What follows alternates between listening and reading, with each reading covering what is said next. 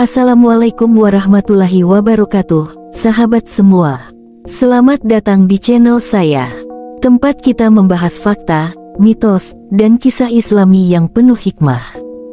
Sebelum kita mulai, jangan lupa tekan tombol like, subscribe, dan nyalakan lonceng notifikasi agar tidak ketinggalan konten menarik berikutnya. Tuliskan juga pendapatmu di kolom komentar. Yuk, awali dengan membaca sholawat bersama, Allahumma sholli ala Sayyidina Muhammad. Benarkah menebang pohon bambu di hari Sabtu dan Minggu bisa mengundang bencana? Dan apakah rumah kosong tanpa penghuni benar-benar menjadi tempat tinggal makhluk astral? Simak penjelasannya sampai habis, karena kita akan membahas mitos, fakta, hingga sudut pandang Islam.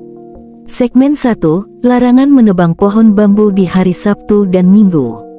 Dalam kehidupan masyarakat tradisional, terutama di Jawa dan beberapa daerah di Indonesia, kepercayaan terhadap mitos dan pantangan tertentu sangat kuat.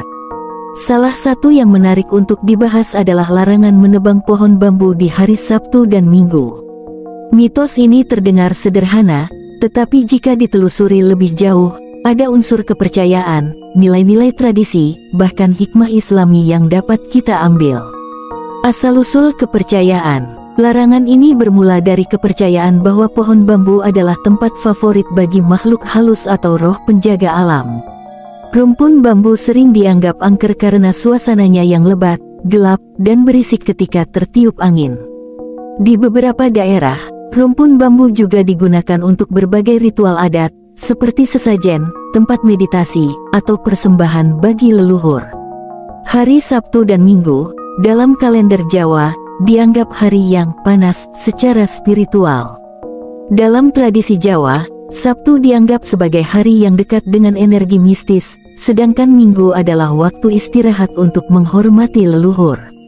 Menebang pohon bambu pada hari ini dipercaya dapat mengganggu penghuni gaib yang bersemayam di dalamnya, sehingga dapat mendatangkan malapetaka seperti sakit, kesialan, atau bahkan kematian. Cerita dan kisah dari masyarakat. Cerita rakyat sering kali memperkuat mitos ini. Di beberapa desa, ada kisah seseorang yang melanggar larangan ini dan mengalami kejadian aneh. Misalnya, seorang petani yang menebang bambu di hari Sabtu merasa diganggu oleh suara-suara menyeramkan. Ada juga yang tiba-tiba jatuh sakit setelah menebang bambu di waktu terlarang tersebut. Mitos ini berkembang menjadi sebuah peringatan turun-temurun yang membuat masyarakat enggan melanggarnya. Namun, ada juga cerita positif. Beberapa orang yang mengikuti larangan ini merasa bahwa keberadaan rumpun bambu membawa keberkahan. Mereka percaya bahwa menghormati bambu sama dengan menjaga harmoni dengan alam dan makhluk tak kasat mata. Analisis secara ilmiah. Jika kita kaji secara logis, larangan ini sebenarnya bisa dilihat dari sudut pandang lingkungan. Pohon bambu memiliki fungsi ekologis yang sangat penting. Bambu adalah salah satu tanaman yang membantu menjaga stabilitas tanah, mencegah erosi, dan menyerap karbon. Menebang bambu sembarangan, apalagi dalam jumlah banyak, dapat mengganggu keseimbangan lingkungan. Sabtu dan Minggu, sebagai hari libur, seringkali dijadikan waktu untuk beristirahat. Jika seseorang menebang bambu pada hari itu, aktivitas tersebut bisa dianggap mengganggu kenyamanan orang lain yang sedang beristirahat. Selain itu, mitos ini secara tidak langsung mengajarkan nilai moral untuk menghormati waktu istirahat, baik untuk manusia maupun lingkungan sekitar. Pandangan Islam terhadap larangan adat. Dalam Islam, kepercayaan terhadap makhluk gaib seperti jin atau roh memang diakui. Allah Subhanahu wa Ta'ala berfirman dalam Al-Quran, Surah Al-Jin ayat 6, dan sesungguhnya ada beberapa orang laki-laki di antara manusia meminta perlindungan kepada beberapa laki-laki di antara jin, maka jin-jin itu menambah bagi mereka dosa dan kesalahan. Larangan menebang pohon bambu karena takut mengganggu makhluk gaib sebenarnya bertentangan dengan prinsip tauhid, karena hanya Allah Subhanahu wa Ta'ala yang berhak ditakuti. Namun, Islam juga mengajarkan umatnya untuk menjaga hubungan baik dengan lingkungan dan sesama makhluk Allah. Nabi Muhammad SAW bersabda, barang siapa yang menebang pohon sidr, pohon yang bermanfaat tanpa alasan yang benar, Allah akan mencelakainya. Hadis riwayat Abu Dawud. Meskipun hadits ini tidak spesifik membahas bambu, nilai yang terkandung di dalamnya adalah menjaga kelestarian alam sebagai bagian dari ibadah. Selain itu, adat istiadat yang tidak bertentangan dengan syariat Islam tetap boleh dihormati. Rasulullah Shallallahu Alaihi Wasallam pernah bersabda, barang siapa menyerupai suatu kaum, maka ia termasuk golongan mereka. Hadis riwayat Ahmad. Selama larangan ini tidak membawa pada syirik atau keyakinan yang bertentangan dengan tauhid, menghormati adat adalah wujud penghargaan terhadap budaya. Hikmah yang dapat diambil. Mitos tentang larangan menebang bambu di hari Sabtu dan Minggu sebenarnya menyimpan banyak hikmah, baik dari sudut pandang tradisi maupun Islam. Kita diajarkan untuk menjaga keseimbangan antara manusia, alam, dan makhluk gaib. Dalam tradisi Jawa, harmonisasi ini disebut sebagai memayu hayuning bawana atau menjaga keharmonisan dunia. Selain itu, kepercayaan ini mengingatkan kita akan pentingnya istirahat dan penghormatan terhadap waktu. Dalam Islam, kita diajarkan untuk memanfaatkan waktu sebaik mungkin, termasuk menyediakan waktu untuk ibadah, keluarga, dan introspeksi. Larangan menebang bambu di hari Sabtu dan Minggu mungkin hanyalah mitos, tetapi nilai-nilai yang terkandung di dalamnya tetap relevan hingga kini. Sebagai umat Islam, kita diajarkan untuk menjaga alam sebagai bagian dari ibadah kepada Allah Subhanahu wa Ta'ala. Mari kita jadikan tradisi ini sebagai pengingat untuk selalu menjaga harmoni dengan lingkungan dan tidak lupa memakmurkan bumi yang kita tinggali. Segmen 2, Misteri Rumah Kosong Tanpa Penghuni. Rumah kosong tanpa penghuni selalu memiliki daya tarik tersendiri dalam cerita rakyat, kisah mistis, hingga kehidupan sehari-hari. Banyak orang percaya bahwa rumah yang lama tidak dihuni bisa menjadi sarang makhluk astral atau menjadi tempat bersemayamnya energi-energi negatif. Namun, apa yang sebenarnya terjadi?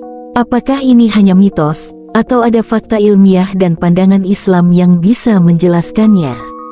Kepercayaan tradisional dan cerita mistis. Dalam masyarakat Indonesia, rumah kosong sering kali dianggap sebagai tempat yang angker. Hal ini tidak terlepas dari cerita-cerita menyeramkan yang beredar. Banyak orang melaporkan mendengar suara-suara aneh, melihat bayangan, atau mengalami kejadian yang sulit dijelaskan secara logis ketika berada di rumah kosong. Beberapa cerita tradisional menyebutkan bahwa rumah kosong menjadi tempat tinggal favorit makhluk halus seperti jin, kuntilanak, atau pocong.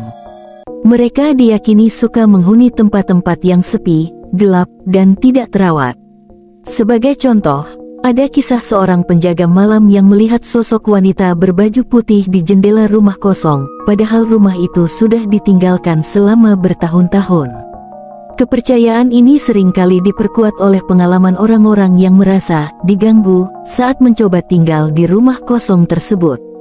Mereka mengaku merasa diawasi, mendengar langkah kaki di malam hari, atau bahkan melihat penampakan secara langsung. Fakta ilmiah tentang rumah kosong. Dari sudut pandang ilmiah, banyak hal yang dapat menjelaskan fenomena yang terjadi di rumah kosong tanpa melibatkan unsur mistis. Beberapa penjelasan logis meliputi 1. Akustik dan suara lingkungan. Rumah kosong biasanya memiliki struktur yang memungkinkan suara bergema lebih keras. Suara tikus, burung, atau angin yang masuk melalui celah-celah rumah dapat terdengar seperti langkah kaki atau suara manusia. Ditambah lagi, suasana sunyi membuat suara-suara kecil terasa lebih menakutkan. 2. Efek psikologis. Ketakutan adalah reaksi alami manusia terhadap tempat yang sepi dan gelap. Pikiran kita cenderung menciptakan skenario menakutkan, terutama jika kita sudah mendengar cerita-cerita mistis sebelumnya. Kondisi ini dikenal sebagai pareidolia, yaitu kecenderungan otak untuk mengenali pola atau bentuk seperti wajah atau suara dalam sesuatu yang sebenarnya acak. 3. Kerusakan bangunan. Rumah yang tidak dirawat lama-kelamaan akan mengalami kerusakan, seperti atap bocor, pintu yang berderit, atau dinding yang retak. Perubahan ini dapat menciptakan suara-suara aneh, seperti gemeretak atau benda jatuh. 4. Hewan liar. Rumah kosong sering menjadi sarang bagi hewan liar seperti tikus, kelelawar, atau ular. Keberadaan hewan-hewan ini bisa menjelaskan banyak gangguan yang dirasakan penghuni baru. Pandangan Islam tentang rumah kosong. Islam mengajarkan bahwa jin adalah makhluk yang diciptakan oleh Allah Subhanahu wa Ta'ala dari api. Mereka hidup berdampingan dengan manusia, tetapi pada dimensi yang berbeda. Dalam surah Al-Hijr ayat 27, Allah berfirman, "Dan kami telah menciptakan jin sebelum Adam dari api yang sangat panas." Rasulullah Shallallahu Alaihi Wasallam juga pernah bersabda bahwa jin menyukai tempat-tempat kotor, gelap, dan sepi, seperti rumah kosong. Rumah yang tidak pernah dibacakan ayat-ayat suci Al-Quran bisa menjadi tempat yang nyaman bagi jin. Dalam sebuah hadits, Rasulullah bersabda, "Janganlah kalian jadikan rumah kalian seperti kuburan. Sesungguhnya setan lari dari rumah yang dibacakan surah Al-Baqarah." Hadis riwayat Muslim. Islam menganjurkan agar rumah, baik dihuni atau tidak, tetap dijaga keberkahannya dengan beberapa cara berikut. 1. Membaca Al-Quran secara rutin. Membacakan Al-Quran, terutama surah Al-Baqarah, dipercaya dapat mengusir setan dari rumah. 2. Menjaga kebersihan. Rumah yang bersih dan rapi cenderung tidak menarik perhatian jin. Islam juga sangat menekankan pentingnya menjaga kebersihan sebagai bagian dari iman. 3. Menggunakan rumah secara aktif. Rumah yang sering digunakan untuk ibadah, berkumpul, atau kegiatan positif lainnya akan menjadi tempat yang diberkahi. Rasulullah Shallallahu Alaihi Wasallam bersabda, "Sesungguhnya malaikat tidak akan masuk ke rumah yang di dalamnya terdapat anjing atau gambar makhluk bernyawa." Hadis riwayat Bukhari. 4. Doa masuk dan keluar rumah. Setiap kali masuk atau keluar rumah, dianjurkan membaca doa untuk meminta perlindungan dari gangguan makhluk halus. Hikmah dan pelajaran. Fenomena rumah kosong mengajarkan kita untuk selalu menjaga hubungan harmonis dengan lingkungan dan makhluk lain, termasuk jin. Kita tidak perlu takut berlebihan terhadap makhluk gaib, karena Allah Subhanahu wa Ta'ala adalah sebaik-baiknya pelindung. Namun, kita juga harus tetap berhati-hati dan menjaga rumah dengan cara-cara yang diajarkan Islam. Dalam konteks sosial, rumah kosong yang lama tidak dihuni juga dapat menjadi sumber masalah seperti penurunan nilai properti atau tempat berkembangnya penyakit. Oleh karena itu, penting bagi kita untuk merawat rumah, meskipun tidak digunakan, agar tetap menjadi tempat yang nyaman dan aman. Rumah kosong memang sering kali dikaitkan dengan keberadaan makhluk astral, baik karena mitos, fakta psikologis, maupun keyakinan agama. Namun, sebagai umat Islam, kita diajarkan untuk tidak terlalu takut atau mempercayai hal-hal yang tidak jelas. Dengan menjaga kebersihan, membaca Al-Quran, dan menjadikan rumah sebagai tempat ibadah, kita dapat memastikan rumah kita tetap diberkahi dan jauh dari gangguan makhluk halus. Terima kasih telah menonton video kali ini. Semoga cerita dan pesan yang kami bagikan dapat memberikan inspirasi dan manfaat untuk Anda semua. Jangan lupa untuk like video ini, subscribe channel kami agar tidak ketinggalan konten-konten menarik lainnya, dan tinggalkan komentar di bawah untuk berbagi pendapat atau saran. Mari kita tutup dengan sholawat bersama. Semoga Allah selalu memberikan keberkahan dan ketenangan dalam hidup kita. Wassalamualaikum warahmatullahi wabarakatuh.